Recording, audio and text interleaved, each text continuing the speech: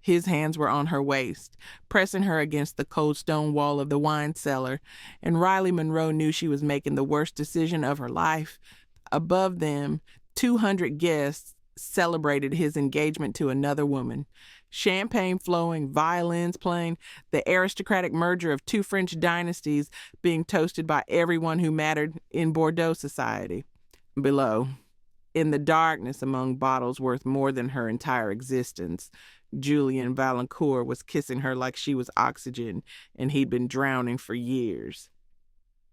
"We have to stop," Riley whispered against his mouth, even as her fingers tangled in his hair. "I know," Julien breathed, his lips moving to her throat. "I can't." The engagement ring he was supposed to present tonight sat abandoned on a wine crate 3 feet away.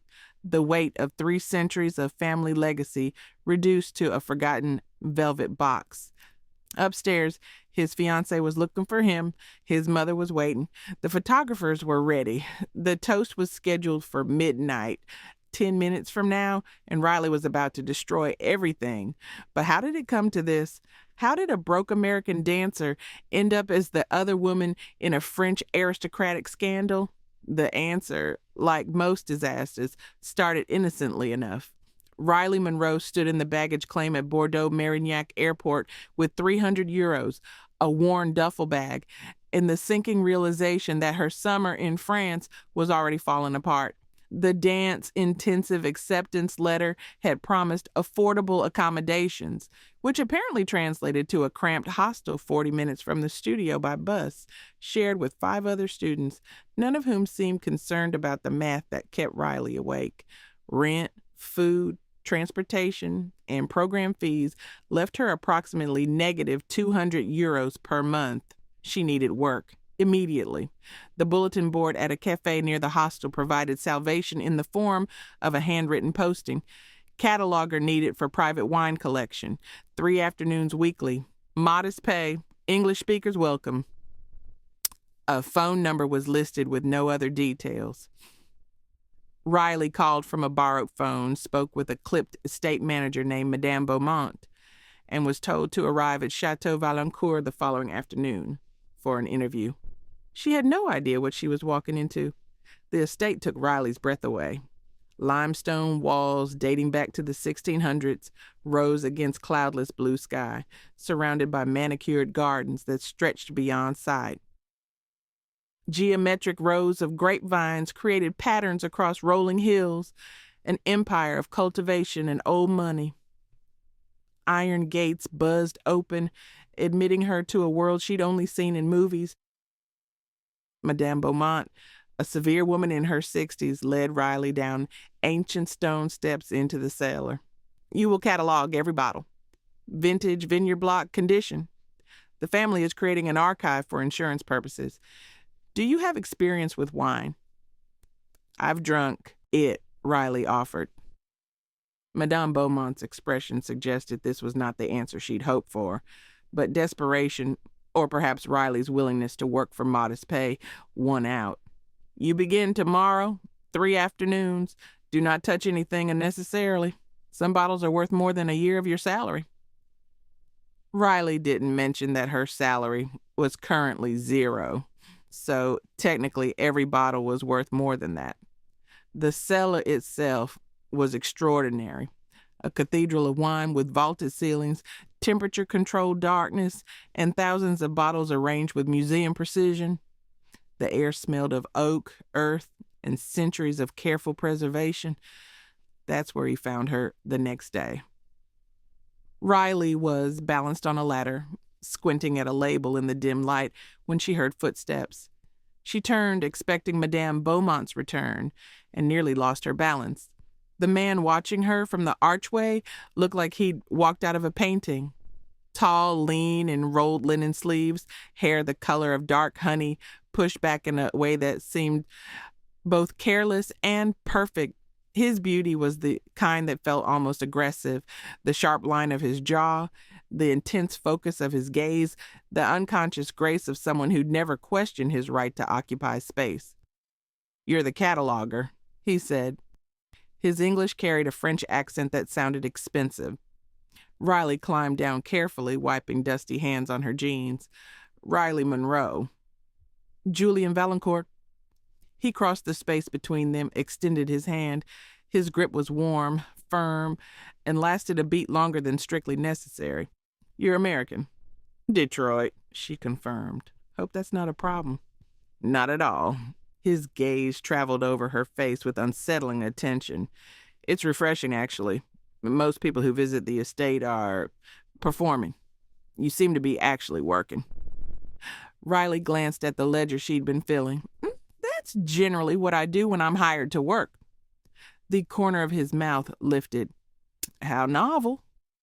Over the following weeks, a pattern developed. Riley arrived at the estate 3 afternoons weekly, and Julien found reasons to appear in the cellar, checking inventory, retrieving specific vintages, consulting the ledgers.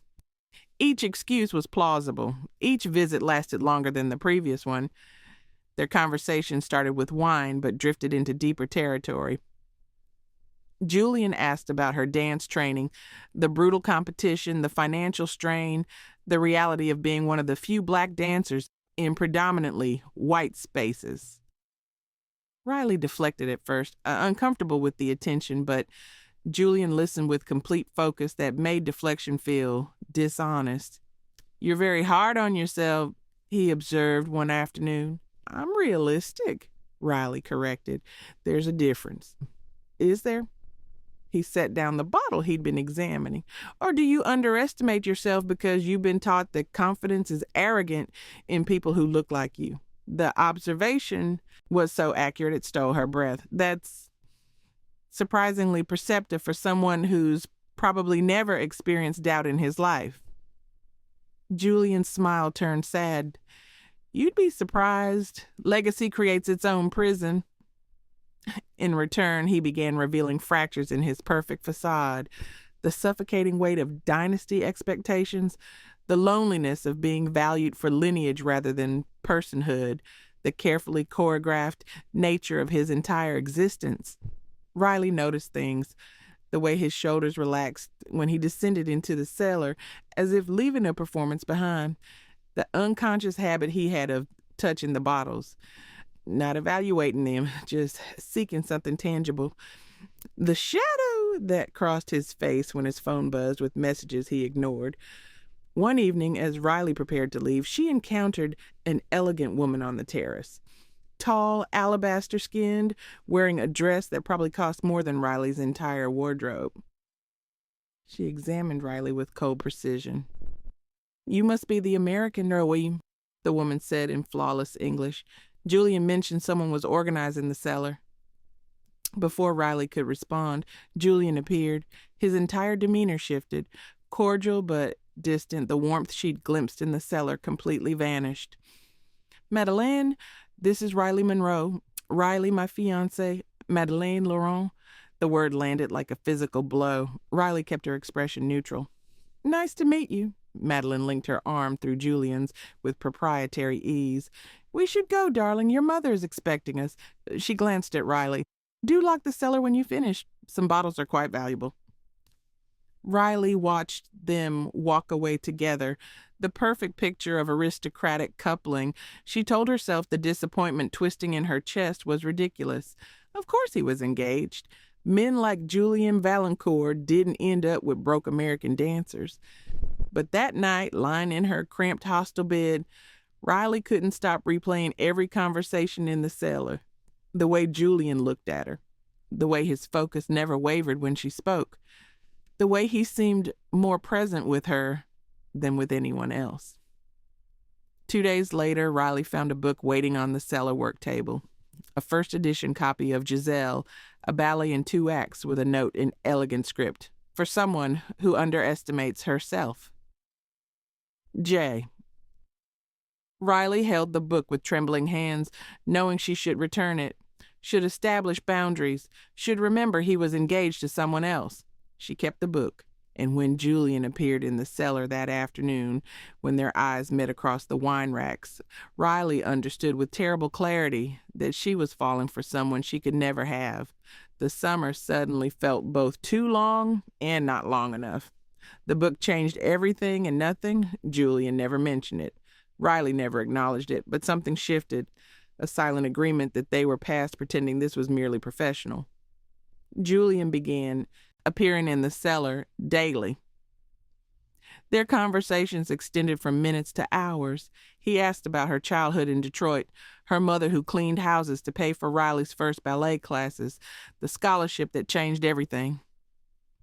Riley found herself sharing things she rarely discussed, the exhaustion of always being the only in predominantly white spaces, the pressure to be exceptional just to be considered adequate, the fear that she wasn't talented enough to justify her mother's sacrifices.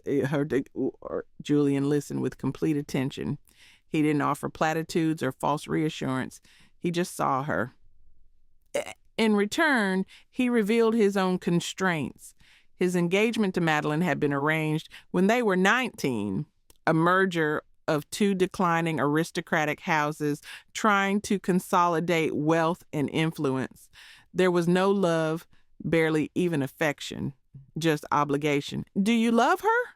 Riley asked one evening, the question escaping before she could stop it. Julian's expression turned carefully blank. Love was never the point. Then what is the point? Survival, preservation, duty. He set down his wine glass. Things you're fortunate enough not to understand. Right, because I'm so fortunate, worse, Riley said, unable to hide the sarcasm. He stepped closer. "I didn't mean that as an insult. You're free in ways I've never been. You dance because you love it. You came to France because you wanted to. You make choices based on desire rather than decree. That's not fortune, that's courage. And yes, I envy it." The honesty disarmed her completely. Riley's day off coincided with the village market. She was navigating produce stalls with a handwritten budget, negotiating in broken French, when Julian appeared beside her. "Stalking me now?" she asked, trying to ignore how her heart jumped at his presence. "Buying wine for the estate," he said smoothly. "Purely professional." "On a Saturday at a village market. We're very thorough." His smile was devastating. "Let me help you." What followed was surreal. Julien Vallancourt walking beside her through market stalls, translating, negotiating prices with vendors who recognized him and offered their best produce. He insisted on buying the fresh strawberries she'd reluctantly passed over, bread from the baker, olive tapenade from an elderly woman who kissed both his cheeks. Riley protested, but Julian was immovable. "Consider it deferred payment. The cataloging has taken longer than anticipated." "Because you keep interrupting me." "Precisely. My fault entirely." They ended up sitting on a stone wall overlooking the vineyards, sharing bread and strawberries. Riley talked about her dream of dancing Odette Odile in Swan Lake, knowing it was statistically unlikely, refusing to stop training for it anyway. Julian confessed the weight of inheriting an estate he never asked for, the expectation to produce heirs who'd continue a legacy he questioned. "Why don't you just leave?" Riley asked. "Anas? Sell the estate. Do something else." Julian's laugh was soft and sad. 300 years of history doesn't simply walk away. My name is carved into every stone of that chateau. I am Vallancourt before I am Julian. That's horrible. That's aristocracy. Riley studied his profile, the sharp jaw, the way sunlight caught gold in his hair, the melancholy that never quite left his eyes. "For what it's worth, I think Julian is the more interesting part." He turned to her, and the intensity of his gaze stole her breath. "You have no idea what you do to me." The words hung between them, dangerous and undeniable. Julian's phone shattered the moment. Madeline's name flashing on the screen, he silenced it without answering. Their work sessions became increasingly charged. Julian brought coffee prepared exactly how she liked it. Riley brought pastries, remembering his preferences. They developed private jokes, shared references, a vocabulary of glances. The physical awareness between them intensified. Julian stood closer when looking at ledgers over her shoulder. Riley found excuses to brush past him in narrow aisles. Their hands touched when passing bottles, lingering too long. One afternoon, Riley was on a ladder, reaching for a high shelf when she lost her footing. Julien caught her, arms wrapping around her waist, pulling her against him. For a suspended moment, they stayed frozen, her back pressed to his chest, his breath warm against her neck. "Careful," he murmured, but made no move to release her. Riley's pulse thundered. "You can let go now." "I know." His arms tightened slightly. "I don't want to." She should pull away. She needed to pull away. Instead, she let herself lean back into his warmth for 3 heartbeats before stepping free. When she turned to face him, Julian's expression was raw with want. His hand rose toward her face, then dropped. "This is dangerous," Riley whispered. "Yes," he agreed. "It is." Riley started staying later, long past when her shift ended. Julien walked her through the estate gardens in golden hour light, showing her hidden corners, a stone bench beneath wisteria where he'd hidden as a child, the eastern terrace where sunset painted the vineyards in amber and rose. They talked about impossible things, what they'd do if circumstances were different. Riley admitted her fear of never being good enough, of wasting her mother's sacrifices. Julien confessed he sometimes imagined burning the estate down just to feel free. "What would you do," Riley asked, "if you were free?" He looked at her with devastating honesty. "I'd learn who I am without the name. Maybe travel somewhere no one knows Vallancourt. Create something that's mine rather than inherited." He paused. "I'd spend time with people who see me rather than the dynasty. People like me. Especially you." That night, Julien walked her to the estate gates, the closest he'd come to physically escorting her beyond the property. Before she left, he caught her hand. "Riley," his thumb traced her knuckles. "If circumstances were different?" "They're not," she interrupted gently. "You're engaged. I'm leaving at summer's end. This has an expiration date." "I know." His grip tightened. "But I'm not ready for it to expire." Neither was she. That was the problem. Julien appeared at Riley's rehearsal space after hours. She was alone, practicing the Black Swan variation, the 32 fouettes she kept falling out of on the 27th turn. Her frustration was visible in every movement. She didn't notice him until she collapsed against the bar, breathing hard, tears streaming down her face. "Riley." She spun, mortified. "How long have you been there?" "Long enough." He entered slowly. "You're magnificent."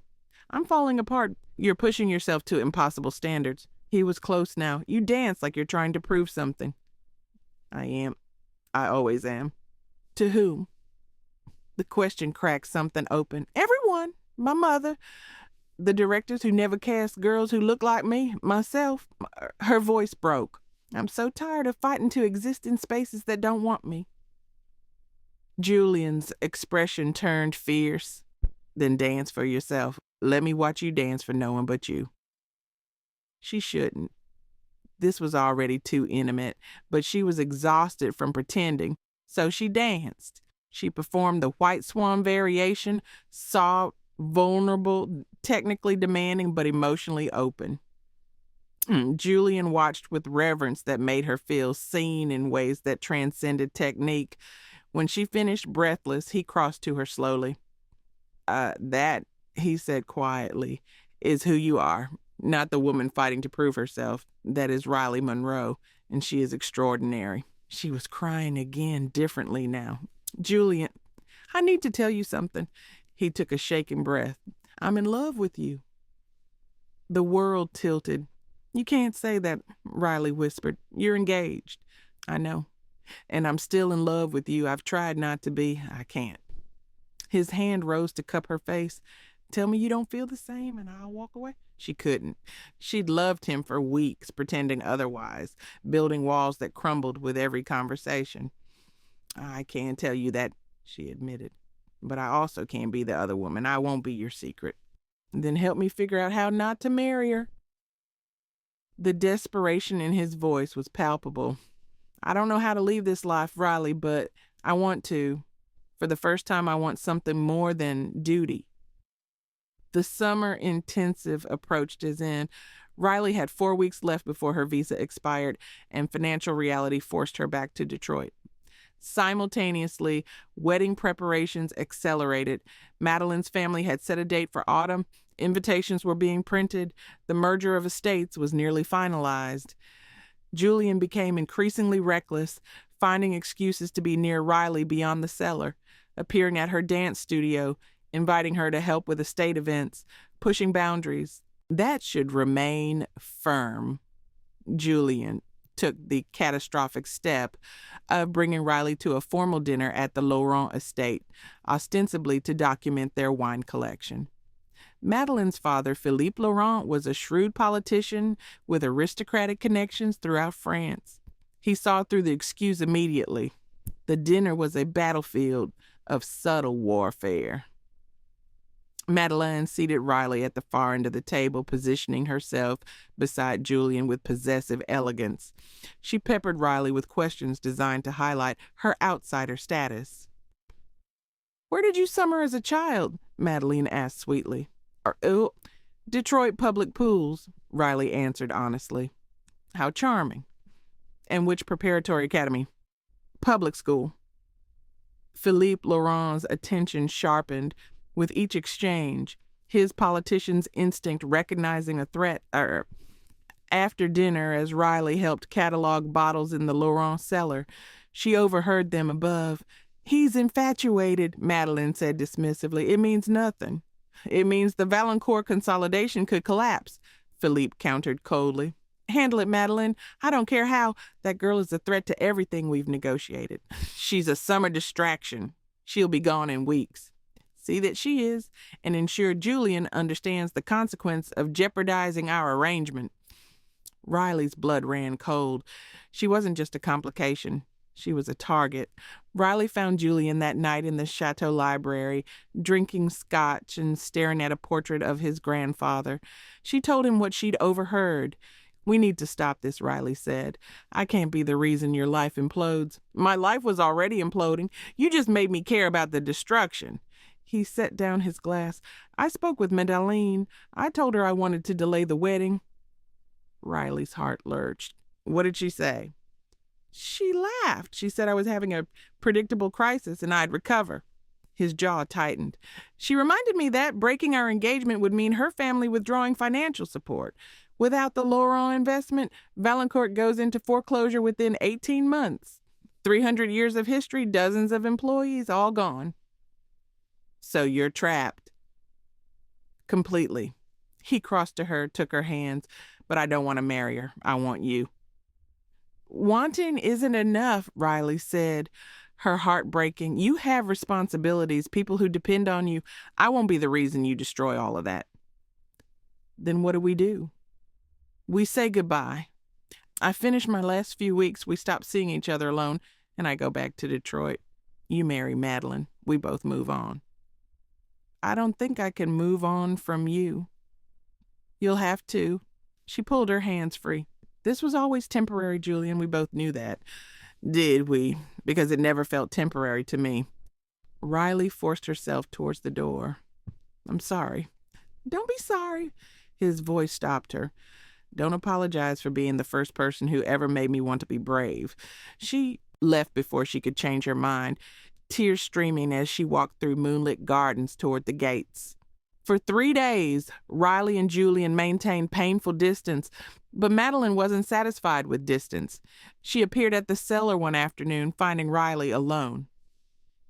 "Let's be honest," Madeleine said, leaning against the archway. "You're in love with my fiancé." Ridgely kept working. "I'm cataloging wine." "Please, I'm not stupid." Madeleine examined her nails. "I've known about Julien's little infatuation for weeks. It's flattering, really. An American dancer? How deliciously common." Riley set down her ledger. "If you have something to say, say it." I'm saying, whatever you think is happening between you and Julien is a fantasy. He'll never leave me. He'll never choose you. Men like Julien marry for legacy. You're a summer distraction. I'm his future." If you're so confident, why are you here? Madeline's composure cracked. Because I've worked too hard to secure this union to have it destroyed by some scholarship girl with delusions. The Vallancourt estate is collapsing. My family is their lifeline. Without us, Julien loses everything, so you can have your stolen moments, but I'm the one who will walk down the aisle. You're no one. Riley felt each word like a blow, but refused to show it. Does Julien know you see him as a business transaction? He doesn't care. He's been groomed since birth to understand duty over desire. You'll leave France. He'll marry me, and in 6 months, he won't remember your name. Madeline swept out, leaving Riley shaking, because as cruel as the words were, parts were true. Riley was leaving. Julien was staying, and centuries of obligation weighed more than love. Riley had 1 week remaining. The estate was hosting a lavish engagement party, a formal announcement before autumn wedding preparations. Guests from across French society would attend. It was a declaration. Julien Vallancourt was off the market. Riley wasn't invited, but she was working, organizing wine service for the event, needing someone familiar with the Cellar's inventory. The cruelty wasn't lost on her. She'd spend the evenings selecting perfect wines for Julien's engagement celebration while her heart broke. She was alone in the cellar, pulling bottles, when she heard his footsteps. Julien appeared in formal attire, midnight blue suit, hair styled perfectly. He looked like old money incarnate, like everything she could never have. "You shouldn't be here," Riley said without turning. "Party's upstairs." "I came to find you." "I'm working." "Riley." Just her name weighted with weeks of longing. "Look at me."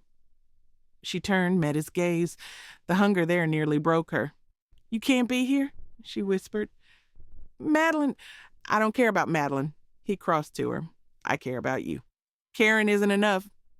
Julien pulled out a small velvet box, set it on a wine crate. "That's Madeline's engagement ring. I'm supposed to present it tonight. 4 generations of Vallancourt wives have worn it." He looked at Riley with raw desperation. "I don't want to give it to her. I want to walk upstairs and tell everyone I'm in love with someone else. I want to destroy the engagement and choose you." "Julien, but I won't do it unless you want me to, unless you're willing to stay in France, unless you believe we're worth the destruction." His voice cracked. "Tell me what to do, Riley."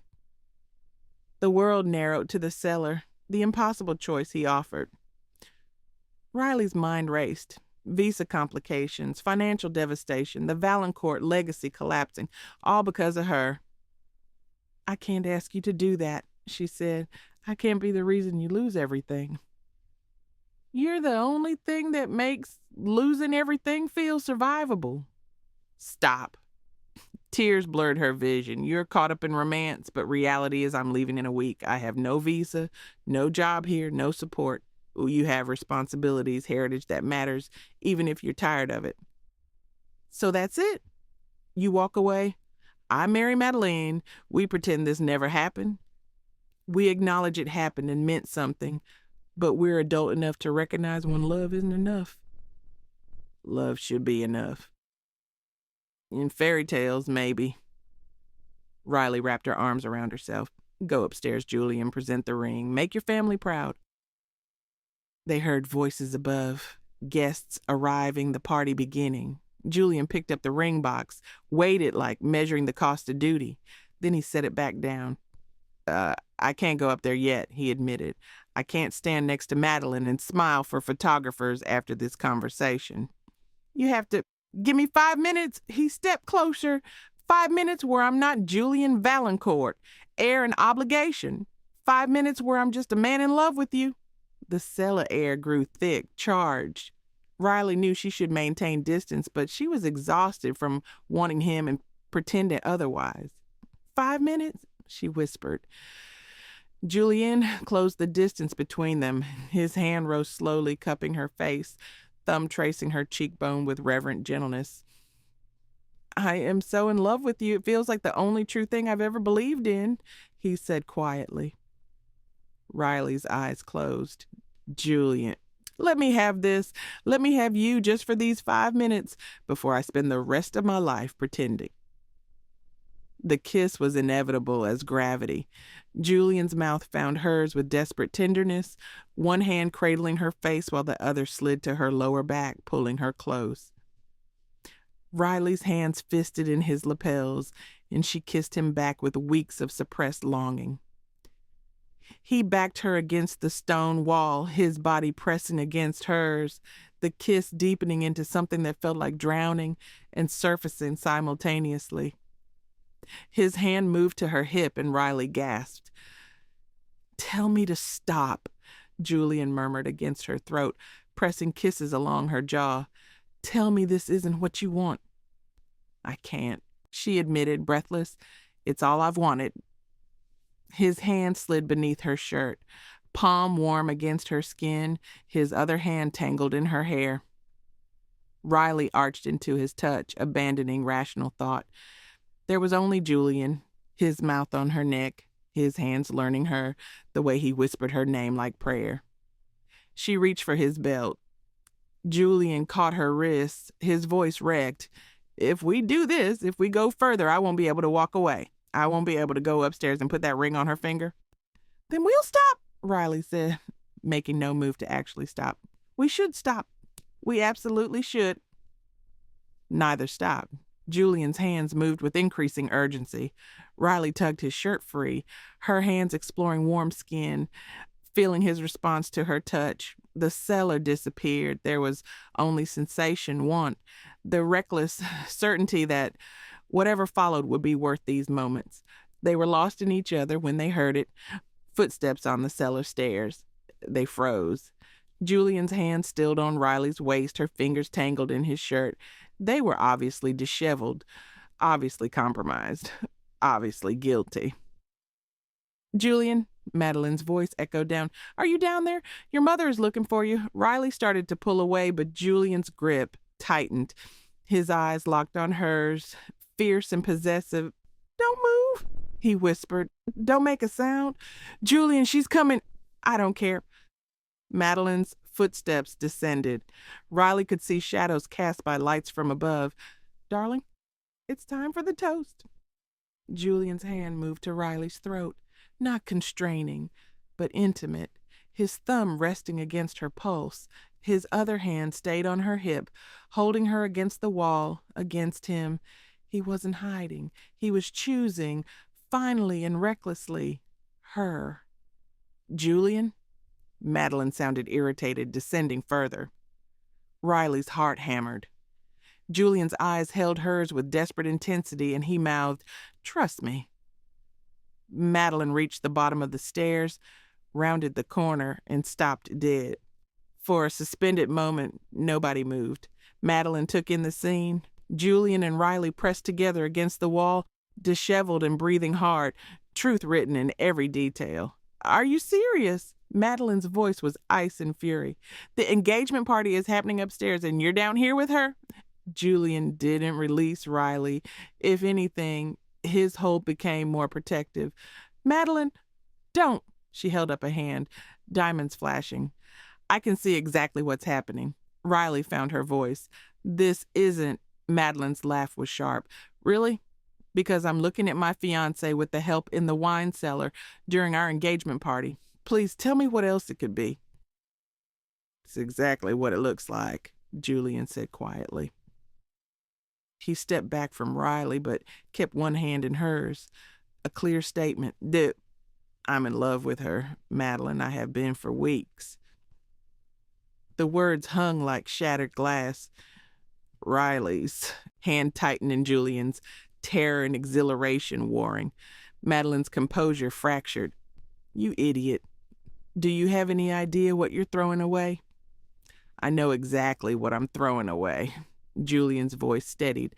"A loveless marriage, a life of performance, decades of pretending." "You're Julien Vallancourt, heir to one of France's most respected estates. That's not pretending, that's who you are." "No." He looked at Riley. "It's who I was told to be. It's not who I am."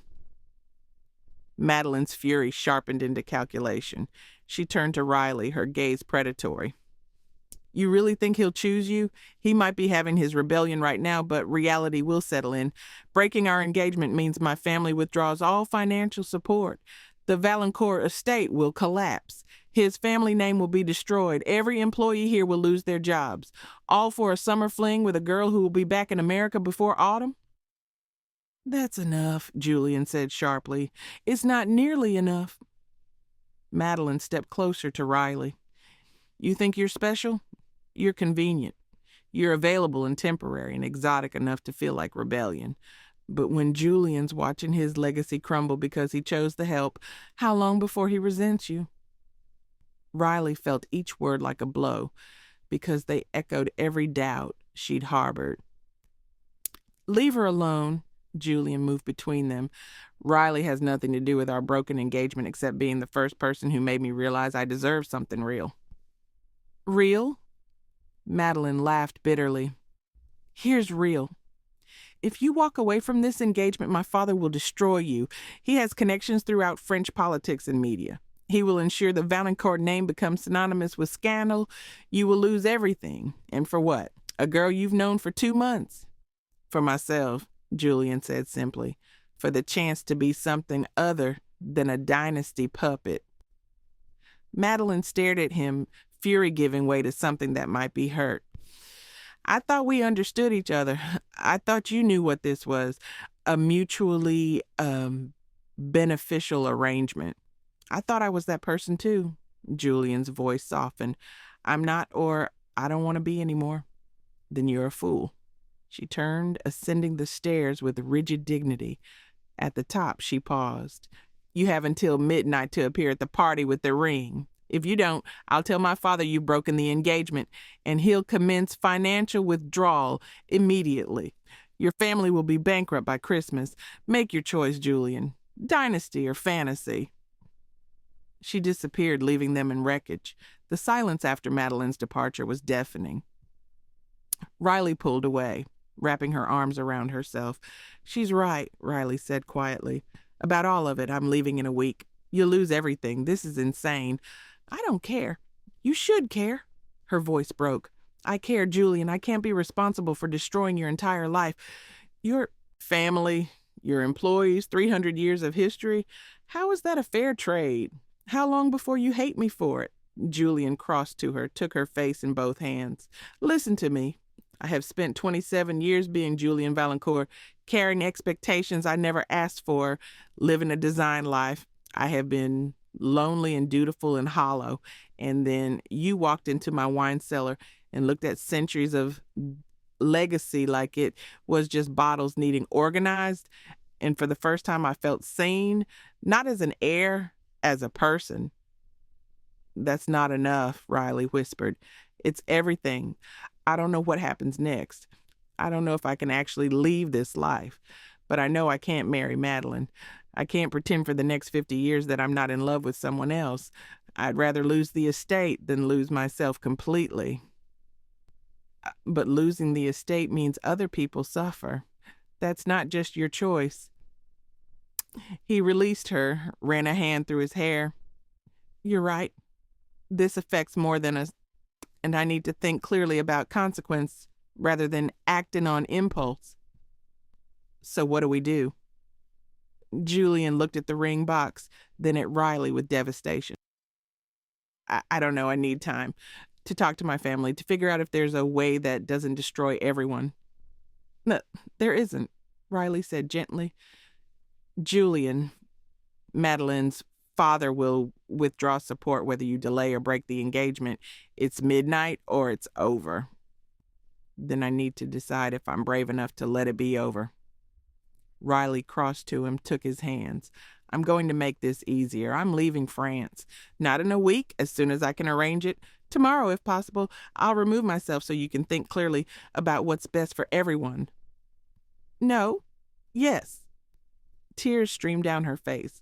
Because I love you enough not to let you destroy yourself for me. Staying here, being available, being the choice you can make impulsively, that's not fair. You need to decide what kind of man you want to be without me complicating it. Riley, please. If you still want me after sorting through this, if you figure out a way to leave this life without catastrophic destruction, then find me. Come to Detroit. Show me you chose this with clear eyes." She grabbed her jacket. Julien watched with naked heartbreak. "I'm in love with you," he said. "That's not going to change." "Then prove it." Riley paused at the stairs. "Prove it by making the right choice, not the romantic one." She left him standing alone among wine bottles worth more than her entire life, surrounded by 3 centuries of legacy, and walked away from the only man she'd ever loved completely. Riley was back in Detroit, dancing with a small contemporary company and teaching ballet to children at the community center where she trained. It wasn't Paris. It wasn't the life she'd imagined, but it was honest work, and she was slowly rebuilding. She hadn't heard from Julien. She checked international news obsessively for any mention of the Vallancourt-Laurent engagement or wedding. There was nothing. She told herself that meant nothing, that he'd married Madeleine quietly, that he'd made the responsible choice. She was teaching a class of 8-year-olds basic positions when she saw him through the studio window. Julien Vallancourt, in jeans and a casual sweater, looking completely out of place against Detroit's gray November backdrop. Her heart stopped. She finished the class on autopilot, dismissing students who filed past the stranger with curious glances. When the last child left, Riley stepped into the hallway. They stared at each other across months of silence and an ocean of distance. "You came," Riley said. "I told you I was in love with you. Did you think I was lying? I thought you were choosing your family." Julien stepped closer, and Riley saw he looked different. Thinner, exhausted, but somehow more settled. "I did choose my family, and then I chose you. It took 3 months to navigate everything, but I did it." Riley's knees felt unstable. "What does that mean? Can we go somewhere and talk properly?" She led him to a nearby cafe with mismatched furniture and weak coffee. They sat across from each other, and Julien explained, "I didn't go upstairs that night," he began. "I stayed in the cellar until midnight passed. Madeleine's father withdrew financial support the next morning. My family was devastated." Riley's heart clenched. "Julien, let me finish." He took her hand. "I spent the next week in brutal sessions with my parents, financial advisors, estate managers. We looked at every option. And here's what I learned. The Vallancourt estate has been in trouble for decades. The engagement wasn't solving anything long-term. It was a temporary bandage on a broken system." "So what happened?" "We restructured everything. We sold off non-essential land parcels. We converted part of the chateau into a boutique hotel. We partnered with a larger wine collective for distribution. We laid off some staff but created profit sharing for essential employees. It's been brutal and exhausting, and we're still climbing out of debt." He paused. "But the estate will survive. Differently than before. Smaller than my father wanted, but sustainable." Riley tried to process this. "And your family?" "My parents were furious initially. My mother didn't speak to me for 3 weeks, but eventually they admitted they'd been relieved when I didn't appear with Madeleine's ring. The Laurent alliance would have saved the estate temporarily, but at massive personal cost. My mother told me she spent 27 years watching me become a stranger to myself, and she didn't want that anymore." "And Madeleine?" Julien's expression turned rueful.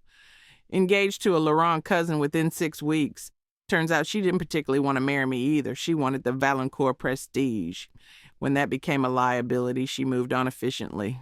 Her father's another story. He's made things politically complicated, but we're managing, and it's insane." Riley's mind spun. "You rebuilt your entire life." "I did. It took 3 months of negotiations, restructuring, family therapy, and brutal honesty. I wanted to contact you immediately, but I needed to make sure I wasn't coming in the same broken circumstances. I needed to prove to myself and to you that I could build something different." "So you did all of this for me?" "For us."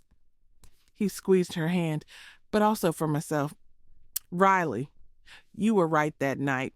I was making romantic choices instead of responsible ones. I needed to step back and figure out who I wanted to be without dynasty obligation. And here's what I discovered. I'm a person who values authenticity over legacy. I'm a person who wants to build something meaningful rather than simply inheriting it. And I'm a person who is irrevocably in love with you.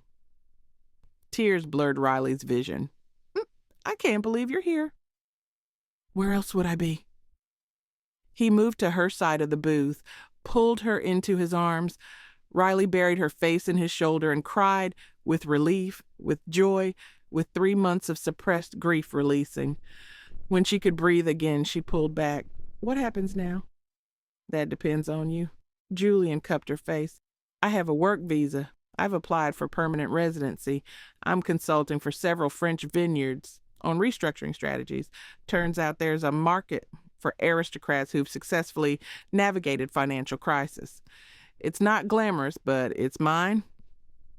You left France? I told you I wanted to learn who I am without the Vallancourt name defining me. I can't do that in Bordeaux.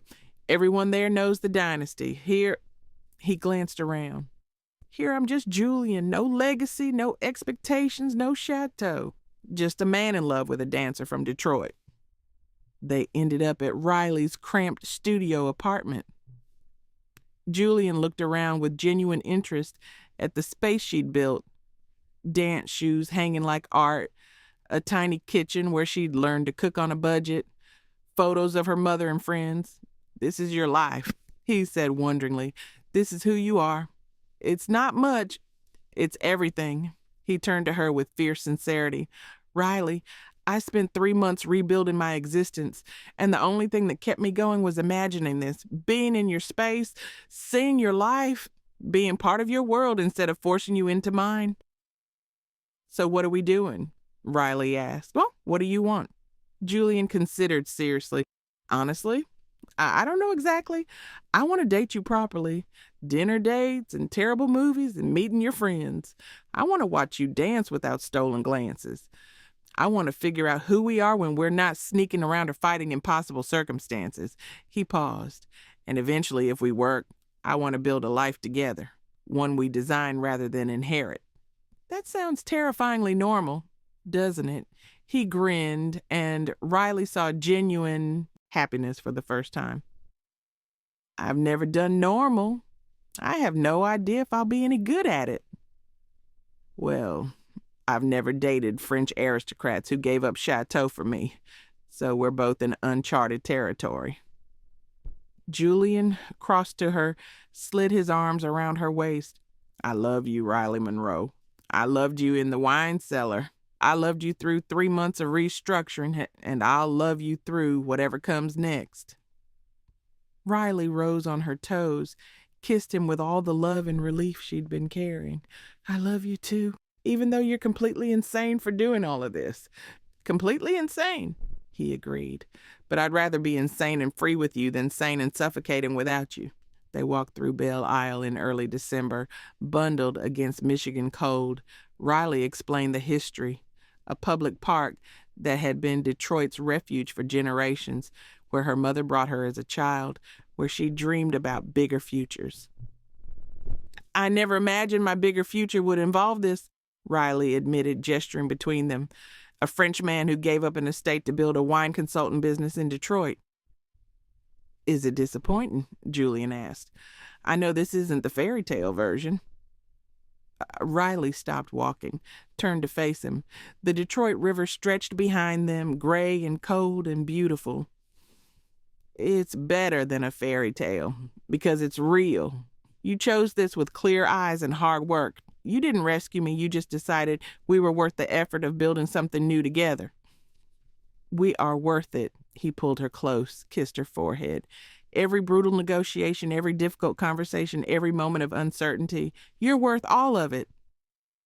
They stood together on the island, wine whipping off the river, and Riley thought about journeys that don't follow neat arcs, about love that requires work instead of just destiny, about building futures instead of inheriting them.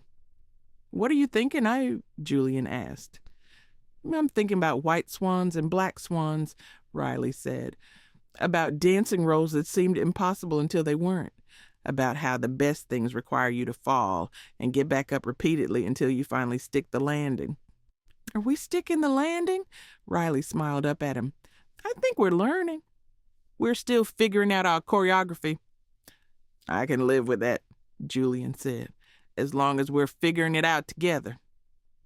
And standing there in Detroit winter, far from French wine cellars and aristocratic obligations, they began writing the next act, messy, uncertain, real, and worth every sacrifice it took to get there.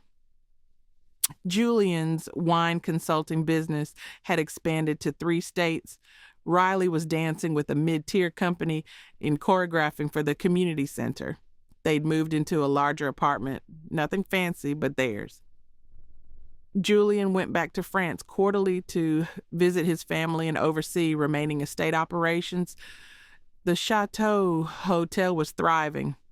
His parents had cautiously forgiven him. Madeline sent a wedding invitation. She was marrying the Laurent cousin in a ceremony that would restore both family names. She included a note. Congratulations on your reckless happiness. Perhaps you were right about love after all. Riley framed it ironically in their bathroom. They weren't perfect. They argued about money and cultural differences and whose turn it was to do dishes. Julien struggled with American informality. Riley struggled with his occasional aristocratic assumptions. They were learning each other's languages, both linguistic and emotional. But when Riley danced, Julien watched her with the same reverence he'd shown that night in the studio. And when Julien talked about vineyards with unguarded passion, Riley saw the man he was becoming without dynasty weight. They were building something neither could have imagined in that wine cellar. A partnership based on choice, work, and the radical act of choosing each other daily instead of once dramatically. It wasn't a fairy tale. It was better. It was real.